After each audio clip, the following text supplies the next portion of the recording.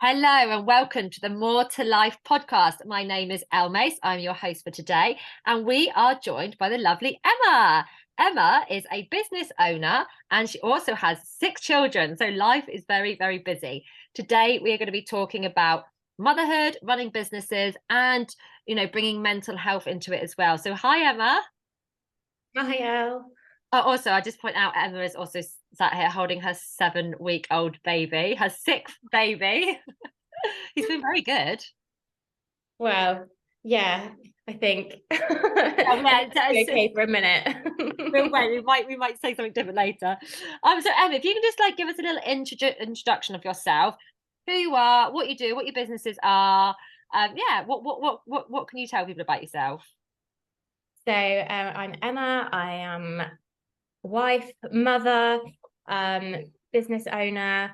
Um, I oh yeah, I kind of think I probably do a bit of everything, really. Bit of everything. What are your businesses that you run? So obviously, my Instagram, Mothering It, that is technically it is a business. I do have to run it as a business as much as it is like my personal account. So that takes up, time and energy. And I try and help and support sort of other mums, parents on there as much as I can. And then I guess my kind of is my baby, my eighth baby, no, seventh baby. God, how many kids Yeah. do I have? Unless your husband's a baby, then it's your eighth. Yeah, well, I was thinking about the cat and the dog and everything Oh, as well. Um, so I have a holistic therapies business. So I've got 2 studios, and I've got sort of various therapists that work for me. And yeah, I carry out treatments myself. And I'm also now assessing and training other people. And a lot of it is women and mothers who are trying to find a career that they can fit in and work around their lives and their children and their schedules, because it is so blimmin' difficult to yeah. work and be a mum and actually get, I say 8 hours sleep because I don't think any mum gets 8 hours sleep, but at least get some sleep at night. Um, so yeah, so I kind of used to be in the fitness industry. I've worked in clinical situations. So I've got a degree in sports therapy, and I used to be a PT. But when the pandemic hit, I couldn't work in that kind of way anymore. So I took time off and I focused on the children and I focused on my Mothering It account. And I was very, very lucky that I had that to kind of fall back on. And I was able to work with some amazing brands through that. But for me, that's a hobby. It's something that I just do for enjoyment. It's not kind of something that I specifically set out to do to have it as a business. Like whether I earn money from it or not, I will have that. And it's kind of like just my little kind of like my little hobby that I like to do, like a little diary entry. And yeah, it was the end of the pandemic, kind of 2020, and I set a massage and holistic therapies business up, because I felt like more than ever people needed somewhere to go, a safe space, and lots of healing. And where I'd worked clinically before and felt quite burnt out from working kind of under like physiotherapists, doctors, etc., I wanted to kind of bring the knowledge that I have from a scientific side of my work and kind of take that with me, but use it holistically to help heal and help people. And I think I'm very much about supporting other people and caring for other people. I think that kind of any work I do, it kind of seems to just come through. I can never seem to sort of step away from that side of things. Um, Obviously says something about my childhood or something, I'm sure. Oh yeah, there'll be something in that somewhere. Yeah, amazing. Yeah. So it sounds to me like you've kind of taken your science knowledge and sort of mixed it with the sort of well-being mental health side and the holistic side of things, which I've actually had Reiki from one of your from one Yeah. of the ladies that works here, and it was so lovely, like just to take myself away from the business, take myself away from the kids, and actually do that self-care. It just made such a difference. It's so difficult. So I treat a lot of like pre and postnatal women, and every appointment, it's just really humbling for me. I don't know, like, I think it's different when you're at home and you're a mum. There's no thanks. You have to be very, you have to validate yourself. You have to make yourself, very kind of, nobody's going to thank me at the end of today, but I know I've done my best, and you have to reaffirm to you all the time. And actually, most of us have probably not been brought up able to do that, and we're either not able to do that, so we end up stuck in a rut of guilt and shame because we're not good enough, we're not doing enough, this isn't enough, I'm not giving that child enough, that child's had too much time, and constantly negatively kind of speaking to ourselves as mothers. And I've been there, I've done that, and I've had to learn, and I still do it, but I am learning, and I have learned that actually it doesn't have to be that way, and we can kind of I guess kind of like we can teach ourselves new sort of mindsets and kind of pathways to sort of follow. But when you go to work, you do get that. And I get that a lot. I get very much, my clients come out and they're like, that was absolutely amazing. That was incredible. Like, thank you so much. Like, I honestly, I've had clients come out in tears hugging me because they're like, I'm so glad that I did that. I'm so glad that I took an hour out of my life just to have something where nobody needed me, nobody demanded of me, and just give myself something. And then the physical side effects, if actually I've stopped somebody from being in constant pain or feeling constantly tense or stressed or holding on to something that is physically then coming out, then that's even better. So it's almost like that's what you get from kind of working. And it's very different. You don't get that same thing at home. Sometimes you might. Yeah, I think there's moments of it, isn't there? Like you say, it is a thankless task. Like you put the kids to bed, you're exhausted, and you've done all these not necessarily amazing things for them. You've just looked after them, which is like enough. And you're like, there's no thank you. Maybe when they get a bit older, mine is so young, one like 1 and 3, but like there's no like thank you for this and thank you for that. And it is just so thankless. And actually, you're spot on. You need to validate yourself. Like you need to be your own best friend. You need to be your like number one biggest supporter. And I think it takes it. We have to train ourselves as mothers to give ourselves that space, because we also, I know, a lot of my clients, they'll say to me, I don't have time to eat. I look after the kids and like the partners or whatever first, and I forget about myself. And you hear this a lot. And then sometimes I know for me, because I've had to work hard on not being like that. And actually then I start to feel guilty. Well, am I putting myself first too much? And all these other mums don't have time to eat. Am I being selfish?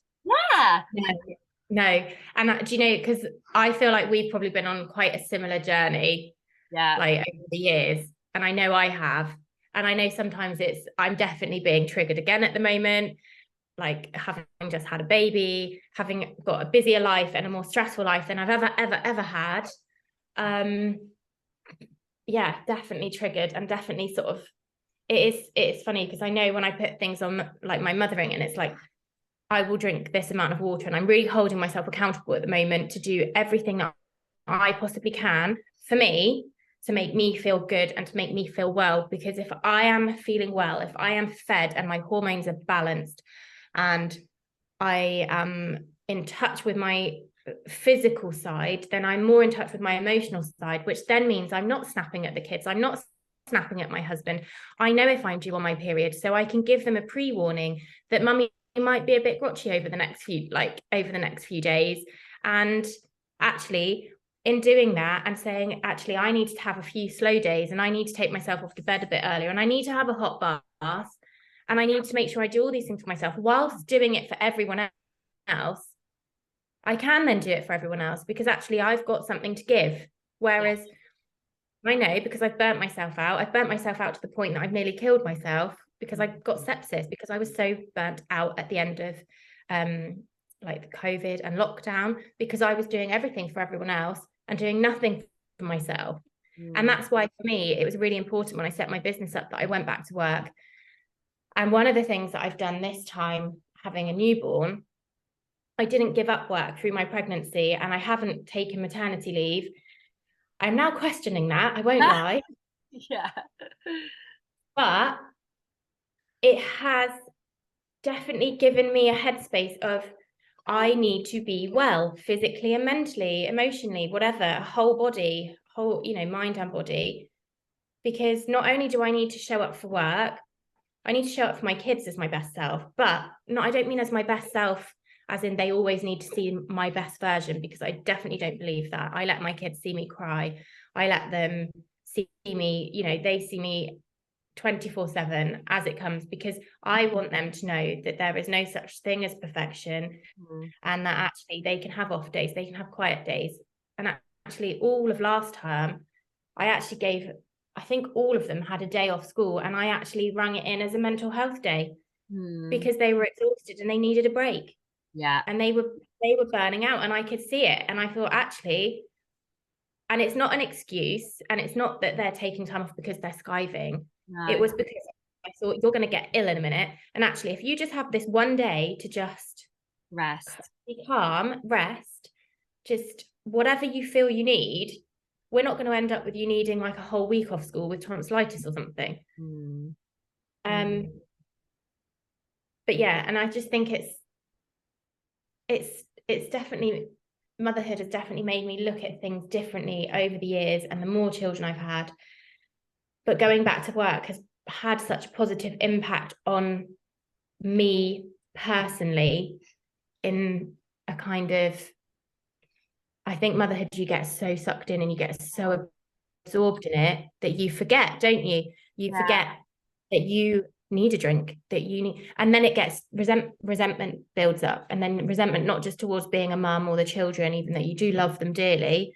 It's your partner or your husband or wife or whatever, because, well, it's all right for them because they've gone to work, they've sat and had hot coffees all day, they've had lunch, they've had time, they've come home, they've had a drive, they can ring their best friend whenever they like because there's nobody screaming in the background. They can go to the toilet, they can do this, and then you get to the end of the day and you're knackered, and they've come home and they've been at work and they've probably gone through stresses, just it's different type. Totally and then you go, you can just imagine the tension and the friction.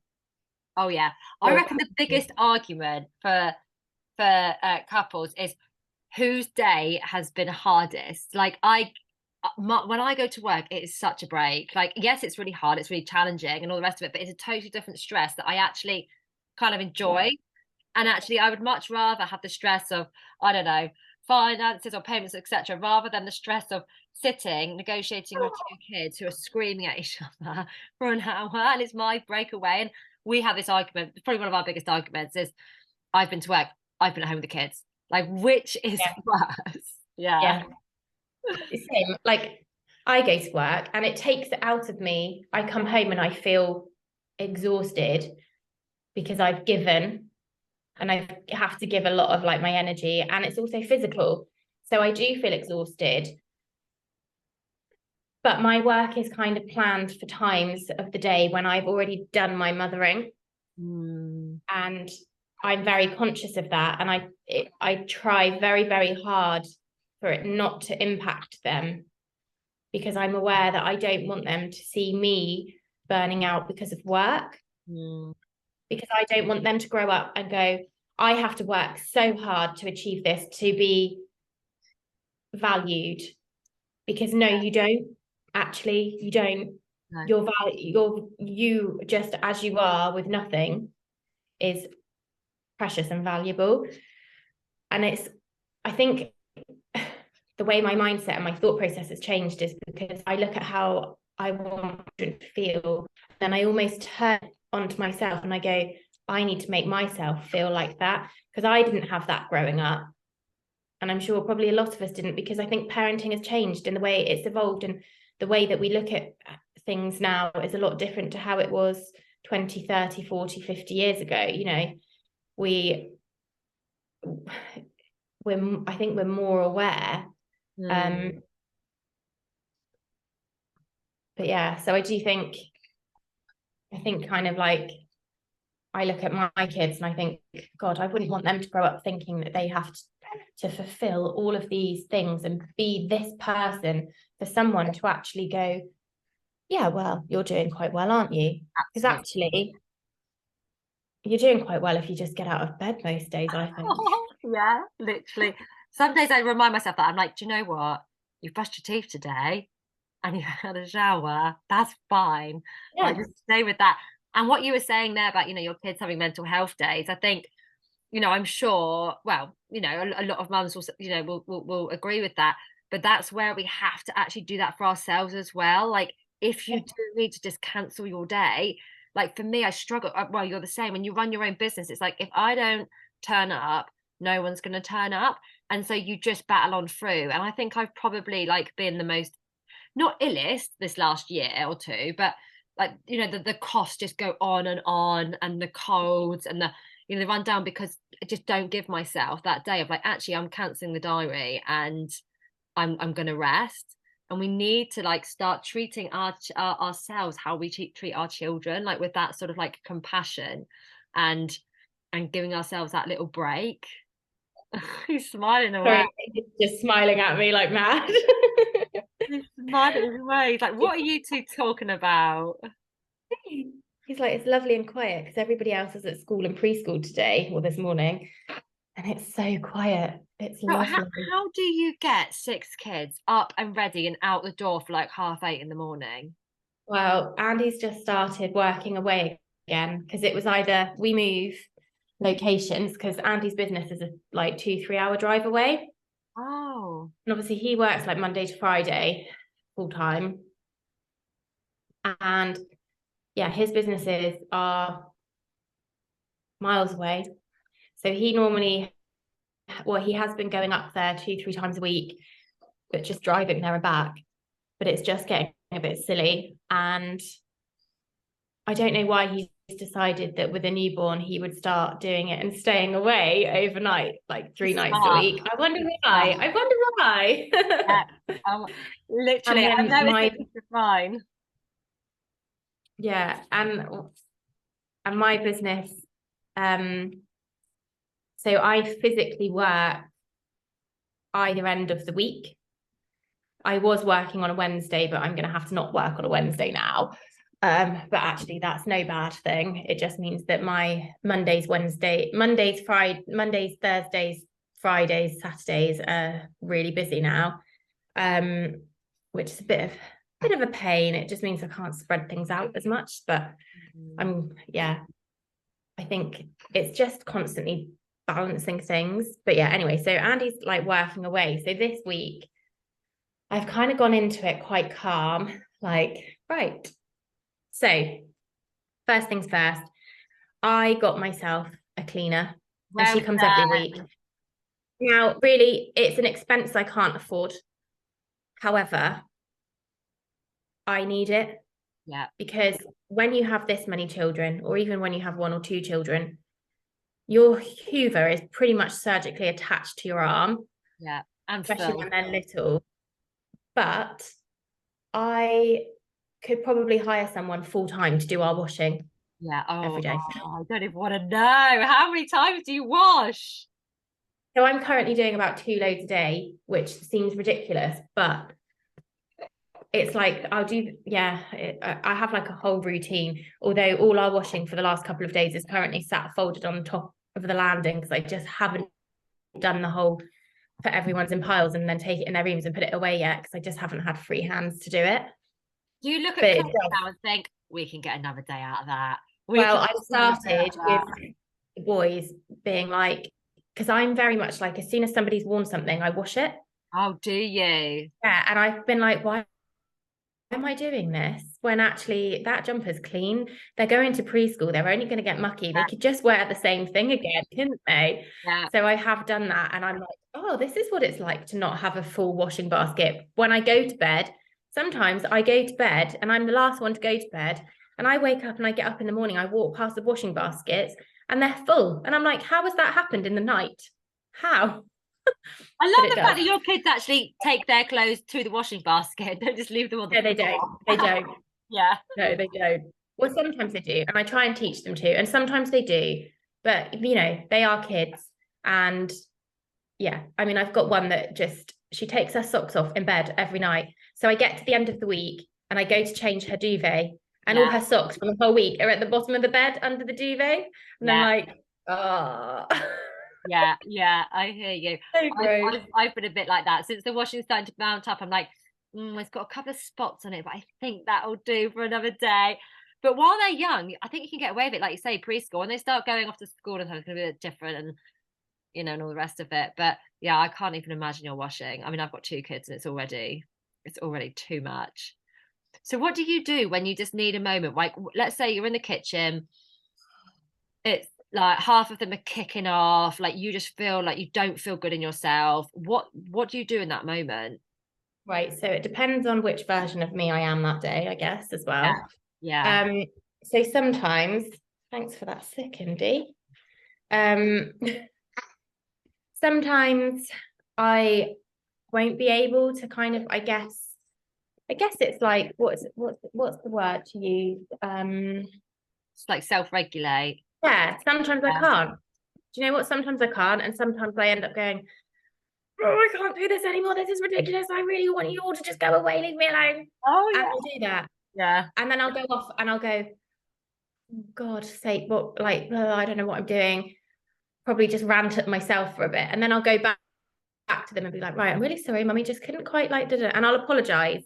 And I'll say, I'm feeling overwhelmed. And I'll state the feelings that Yeah. I'm feeling to them. Or I'll be like, I'm actually really cross right now. I'm feeling really angry right now, because what would have been really helpful is if, rather than you all standing there arguing with each other, or I don't know, blah, blah, blah, what this, and I'll just actually kind of just very quickly and softly, not shouting, just kind of just go through it. Because then actually I feel like if I can recognize what I'm feeling and then I show them what that is, then it will help them to recognize their own feelings, so that they can, if they're having a moment where they feel like, oh my God, I'm feeling really overwhelmed, or I'm feeling really angry, or I'm feeling really stressed because I've got to get to school and I've got to get out the door, because kids experience that too. It just comes out in different ways, in different behaviors. But for us as adults, it comes out in certain ways because we haven't been taught how to actually just acknowledge it, to then go, oh, I'm starting to feel a little bit overwhelmed, or I'm starting to feel a little bit stressed with this situation right now. And if it's safe for me to do so, should I maybe take myself away from it and do something that's going to fill my own cup? Yes, I probably should do that. And that's kind of like not how I speak to the children, but like, again, I'm sort of using my like parenting voice that's in my head. Yes. Yeah. We all have that voice in our head. Apparently, some people don't have a voice in their head. Yep. That I have baffles clients me. that don't have a voice in their head. Mine's That super. must be so nice. I know. How can't, well, it manifests in different ways, doesn't it? Did you grow up with a very conscious, did you have a very conscious upbringing, very like, explaining your emotions and feeling them, or, No. or no? Well, not of my emotions. Ah, okay, yeah. So sort of Very aware of other people's emotions and how I was to blame. mm, But my own emotions would have always been shut down. And a feeling for me is something that I've had to work very, very hard on. mm.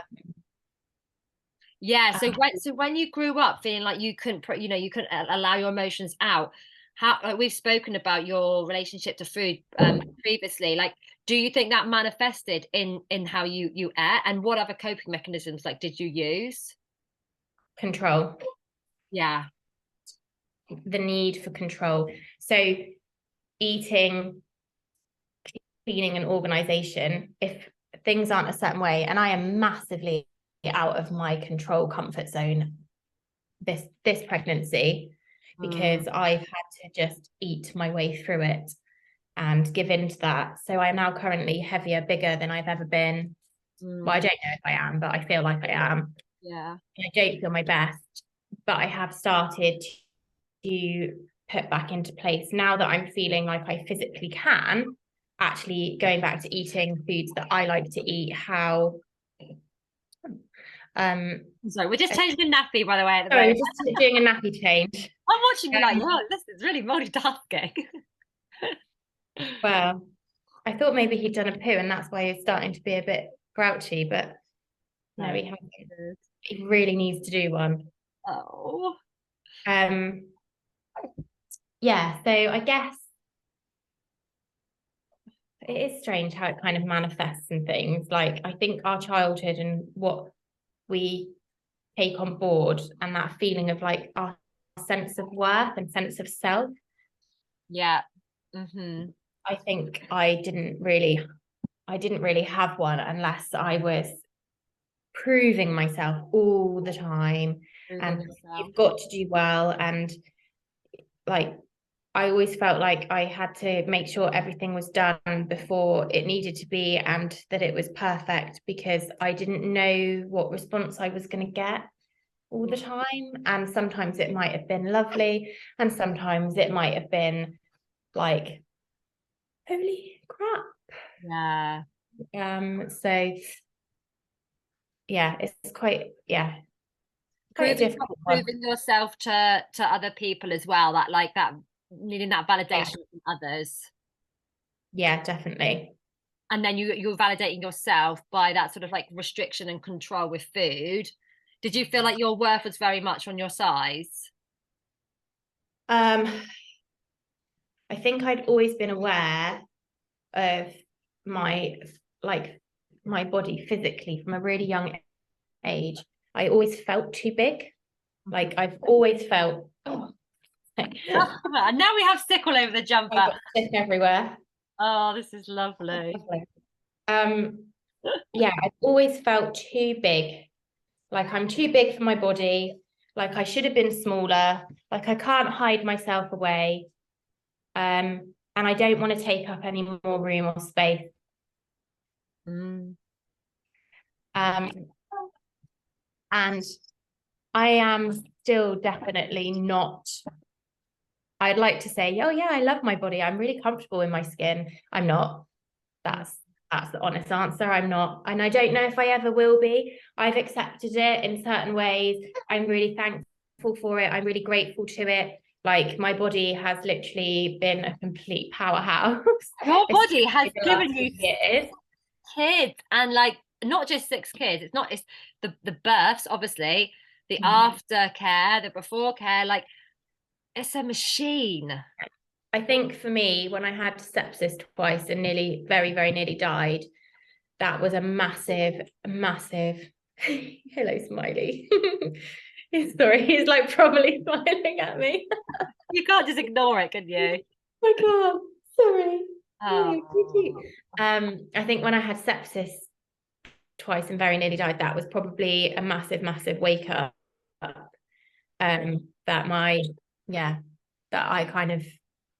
I needed to almost, I guess, just be kinder to my body. I still don't think I'll ever love my figure or how it looks or how it feels. I don't know if I ever will. I think I'm okay with that. I'm kind of just like, do you know what? This is my body. Whether I love it or not, this is my body. So if I can't love it, I'll be kind to it. I don't know. That's kind of my thought process. You know, like, I'm currently living in baggy clothes, and at some point when I have some time and some energy and a bit of spare money, I will kind of do some things, materialistic things, like buy myself some new clothes and things like that to make myself feel a bit better about myself. But at the moment, I'm like, God, anything I put on, I'm just like, hate myself in it. Thing is, and your it's hard hormones are everywhere as well. Like, you just, 7 weeks, and you're still getting over your previous birth. Like, it's trauma. Yeah. So actually, your body is just in recovery, and it's, we have this thing where like people just think they need to bounce back, or the pressure to bounce back because they're watching people on Instagram that do, or look like they do anyway in the photos. And actually, reality is, we can't do that. Our bodies aren't designed to just bounce back. We just have to honor that. And I think what I always look at is that I look at me 10 years ago when I was killing myself in the gym. I was probably not, well, I was definitely not eating enough. And I think mentally, I was in a right state in my head. Yeah. I was the most anxious I've ever been. I was snapping. I couldn't regulate myself. You know, I was not in a good way. But yeah, I looked great to what society wants us to look like. Yeah. But now I don't. But yeah, actually, I'm probably a much nicer person now. I might not look as nice. You look absolutely beautiful. This is the thing, you're still holding on to those like unrealistic standards, but you know that you've got a beautiful soul and you are beautiful inside and out. Thanks. But I guess I kind of have to look at it now and I just go, that doesn't matter, because what's more important, how I look or how I feel? Mm-hmm. And actually today I've fed myself. I've drunk the amount of water that I should have drunk by now. I've taken all my vitamins and my supplements, which give me energy. I've taken myself for a walk because I needed to clear my head for 20 minutes. Yeah. Because I did the school run and got 6 kids out the door this morning. And I knew I had to do this as well. And for me, that takes up quite a lot of headspace, just even kind of talking about these sorts of things. Yeah. And I had my work phone pinging and the socials pinging this morning at me. And I was like, oh my God, it's coming from every direction. I need to go to nature. I can answer my emails whilst I'm walking. Done that. And like just tick things off my list. But actually just being outside, just moving and breathing, that for me is like a massive thing. I think it's something that I need to do. And like you're saying, what do you do to, I guess, give yourself a moment? Sometimes I can't give myself a moment in the moment. And with 6 children, that's really hard to do. And sometimes I think we ask mums to take themselves, you know, can you take yourself off to a safe space? And actually, a lot of the time, it doesn't feel safe to do that. And it doesn't feel enough to just go into a different room. So for me, it's about looking at my week and my diary and carving out days and planning ahead. Now, I look at my diary at the moment and I think, oh my God, I can't cope. I cancelled 2 things yesterday. Well, I cancelled one thing that was yesterday and one thing that I cancelled, which is for next week, because I just thought, I can't do this. I haven't got the headspace. I actually just want to just take my baby for a walk and go and get a coffee and a pastry with a friend instead of doing something that is something else for someone else. Mm-hmm. Even though it would have been a nice thing, I just do it. Is that what I need to be doing? No. And I guess it's learning about prioritizing what you really need and what you really want and learning to say no. And I'm not very good at saying no when it comes to work. And I know that. So, but that's because I've got a financial pressure on me because I need to earn a certain amount of money, etc., etc. My kids are very used, like my kids don't live probably like, you know, my kids could be only children because I make sure that I work hard to financially support them. I never want them to feel like they have been, you know, they haven't had something because they've got lots of brothers and sisters. Like, so I work hard to try and ensure that we can still live comfortably as a larger family. And that's probably a pressure that I put on myself, which I probably could, you know, soften off a little bit. Yeah, because they've got a fabulously conscious mother. And really, ultimately, what does it all come down to? It's that love, isn't it? And care and support and community. And you've got your own community going on at home. Well, do you know, it's funny, we have, and it's like Christmas time before I had Indy. Well, it could have been, he could have come anytime then. We just stayed at home for a week and we didn't see anyone else. And it was just us and it was enough and we didn't need anyone else. And sometimes it makes me sad because I see other families that have extended family that are there, that are, you know, super supportive and they've really close knit. Well, I didn't grow up with that because I grew up in a kind of a broken family sort of thing. And my husband is, well, he's a man, so it's always down to the woman to make the arrangements and do all this. And actually, I'm so busy doing it for my kids and like us, as in like just myself, my husband, and the children, that actually I don't have the energy to then be chasing other people that probably not really that bothered. Well, it feels that way. I know what you're saying. So yeah, we kind of are just our own little community, really. It's lovely though. It's so nice. So just as like a final question, what would be your like biggest tip to mothers, fathers, anyone who, you know, whether they've got one kid or six or whatever, and just juggling with a business as well? Like, what would you say your biggest like sort of tip from your learning has been? I think, and again, I feel like this is a tip, but I feel a bit of a fraud saying it because it's something that I keep trying every month. I'm like, I need to put this into place. I need to put this into place. And then I'm like, oh, I'll just squeeze another client in there. And then I'll just do this on this day when I'm not working. I think it's boundaries. Being really strong with your boundaries. And actually, I think sometimes having to go, the trouble is, if you're self-employed and it's your own business and you're running your own business and you're a mum, your outgoings are just always astronomical and your income is always less than what your outgoings are because you can't work enough to fit in around the children. You know, unless you really, really don't sleep at night. But I think it would just be to say, set your boundaries, set your work days and times, put your phone on silent or on do not disturb when you don't want to be disturbed, when it's something business orientated. And actually, is there anything, and this is something I do tell myself all the time, but then instantly reply. So I'm being honest, these are my tips, but I'm being honest. Sometimes I follow them and sometimes I don't because, you know, do not disturb on your phone needs to become like your best friend. Because if you know, when you're parenting, do you want to have business calls coming in? Not like, no, it makes things so much more stressful. Do not disturb.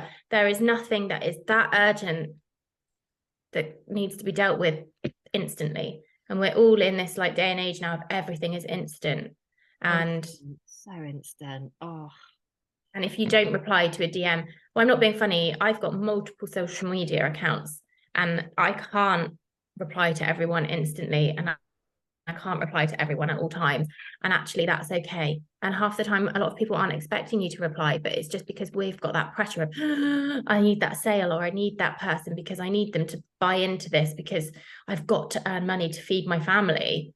And it's kind of like, I guess it's like that hunter-gatherer instinct, which, you know, I guess we could go back years and are we meant, as mothers, are we meant to have that instinct when we're meant to be like mothering because it's now the modern day. It's very, you know, we're in a sense, we are kind of trying to wear two hats. And actually there's that book, I think it's called like do less or something like that, and it's actually so true. Like, you know, we can still like earn the money and you know, do the things and be successful to what it is in our head that is you know, that makes us feel successful by doing less, obviously not doing nothing, but by actually making you a happier person and a calmer person and being more productive with your time because you're sort of like setting, like go back to the boundaries, you're setting your boundaries. It's really difficult, and that's probably the biggest struggle I have. Like for this morning, it's example, I have just booked 2 clients that actually I really shouldn't be doing because I set my boundaries of my work hours. But I feel like I'm letting them down and then I'm not earning potential income if I say, actually, sorry, I can't actually fit you in until next month. Totally. So it is difficult, and sometimes there isn't actually a right answer or a tip, but I think if we can put some of the things into practice some of the time, and there's a little bit of hope there that actually the juggle is, I don't think the juggle will ever be like balanced. I think Yeah. there will always be a juggle. I'll always feel like I a think juggle, it's won't just there? honouring that. Yeah. Yeah, honoring it and kind of enjoying the ride as well. Like take the rough with the smooth. Those down days, like think, well, what could I learn today from this down day, as opposed to just feeling kind of like victim mentality. Obviously, it's okay to have that every now and then, but you don't want to sort of live in that. But thank you so much. This has been amazing. I bet people are going to listen and be like, "Oh, that's me and me and me."